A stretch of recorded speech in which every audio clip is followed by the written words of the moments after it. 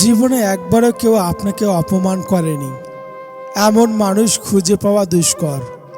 কখনো অফিসে, কখনো পরিবারে, কখনো বন্ধুর মুখে, আবার কখনো একদম অপরিচিত কারো কথায়।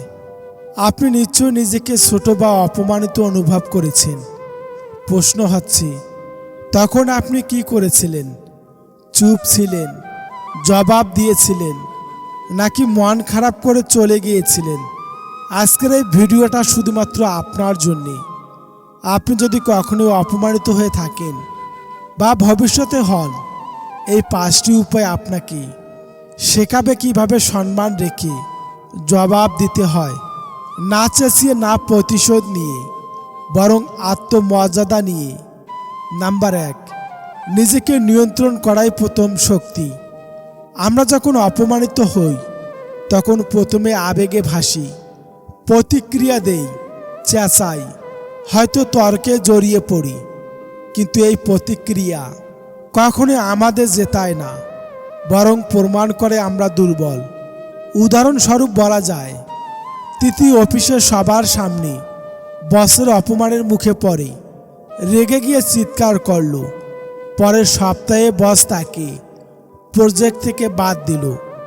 অন্যদিকে সোহেল একই অবস্থায় চুপ থাকলো, কিন্তু পরের দিন সকালে শান্তভাবে নিজের পয়েন্ট ব্যাখ্যা করে বসের সাথে কথা বলল। সোহেল প্রশংসা পেল, তিথি হারালো। আবেগে নয়, যুক্তি দিয়ে প্রতিক্রিয়া দিন। রিয়েল টাইমে প্রতিক্রিয়া না দিয়ে সময় নিয়ে উত্তর দিন। গভীর শ্বাস নিন, নিজের মনে বলুন, আমি নিয়ন্ত্রণে আছি। সেই মুহূর্তেই না, পরে জবাব দিন, কিন্তু শান্তভাবে। নাম্বার 2, অপমানের উৎস বুঝুন। সব অপমান কিন্তু শত্রুতার কারণে হয় না। অনেক সময় অপমান আসে ভয় থেকে, হিংসা থেকে, বা নিজের অপূর্ণতা ঢাকতে। বাস্তব গল্পে যেমন, সাবিনার এক বান্ধবী হঠাৎ বলে বসে, তুই এসব কাজ করতে পারবি না। সাবিনা প্রথমে কষ্ট পায়, পরে বুঝতে পারে তার সেই বান্ধবী নিজেই জীবনে বারবার ব্যর্থ হয়েছে, তাই অন্যদের দমিয়ে রাখে। প্রতিটি অপমানের পেছনে একটা গল্প থাকে, প্রতিটি কথার পেছনে থাকে একজন ভাঙ্গা মানুষ। আপনি সেই দুঃখজনিত কথার শিকার হতে রাজি হবেন না। প্রশ্ন করুন, এই মানুষটা কেন বলল কথাটা? নিজেকে বলুন, এটা আমার নয়, ওর ভেতরে যন্ত্রণার প্রতিফলন। নাম্বার 3, অপমানের জবাব দিন কৃতিত্বে। একজন মানুষ যদি আপনাকে ছোট করে, তার মানে সে চায় আপনি হেরে যান। আপনি যদি হেরে না যান, তাহলেই সে হারি। নীলা যখন চাকরির জন্য আবেদন করেছিল, তার আত্মীয় বলেছিল, তোর মতো ছেলেরা কিছু করতে পারে না। নীলয় কিছু বলেনি, চুপচাপ পড়াশোনা করে সরকারি চাকরিতে ঢুকলো। আজ সেই আত্মীয় ছেলের চাকরি নিয়ে নিলয়ের কাছে আসে। কাজের মাধ্যমে জবাব দিন, চুপচাপ জিতে যান। শত্রুর মুখ বন্ধ হয় যখন আপনি সাফল্য শিখরে থাকেন।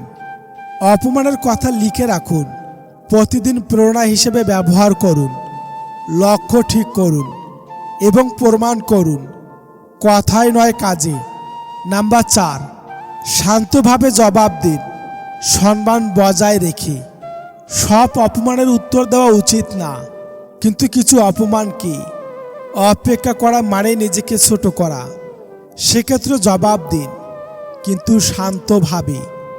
আপনার মন্তব্যটা আমাকে খারাপ লেগেছে, কিন্তু আমি জানি আমি কে এবং আমি কি পারি।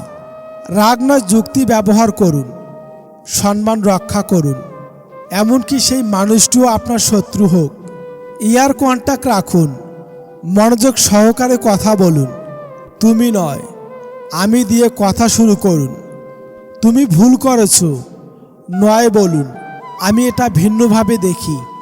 নাম্বার 5, নিজের সম্মান নিজে তৈরি করুন। দুনিয়া আপনাকে যতটুকু সম্মান দেবে, যতটুকু আপনি নিজেকে দেন। যদি আপনি ভেঙে পড়েন, লোকেরা হাসবে। আপনি দাঁড়িয়ে থাকলে লোকেরা ভাববে ও শক্তিশালী। রিক্সা চালক মিজান সাহেবের গল্প মনে আছে। একজন যাত্রী তাকে বলেছিল, তোমার ছেলে কি ডাক্তার হবে? মিজান সাহেব শুধু বলেছিলেন, আপনি যেটা অসম্ভব ভাবছেন সেটা আমার স্বপ্ন, আর আমি বিশ্বাস করি স্বপ্নই মানুষ গড়ে। তার ছেলে আজ ডাক্তার। নিজের সম্মান নিজেই তৈরি করুন। অপমান যেন আপনাকে না থামায়, বরং গতি দেয়। আজ আমরা জানলাম, নাম্বার 1, নিজেকে নিয়ন্ত্রণ করাই প্রথম শক্তি। নাম্বার 2, অপমানের উৎস বোঝা গুরুত্বপূর্ণ। নাম্বার 3, কাজের মাধ্যমে সেরা জবাব দেওয়া যায়। নাম্বার 4, সম্মান রক্ষা করে কথা বলুন। নাম্বার 5, নিজের সম্মান নিজে গড়ুন। আপনি যদি 5টি উপায় মনে রাখেন, কেউ আপনাকে থামাতে পারবে না, কেউ আপনাকে ছোট করতে পারবে না। ভিডিওটি ভালো লেগে থাকলে চ্যানেলটি সাবস্ক্রাইব করে পাশে থাকবেন। ধন্যবাদ।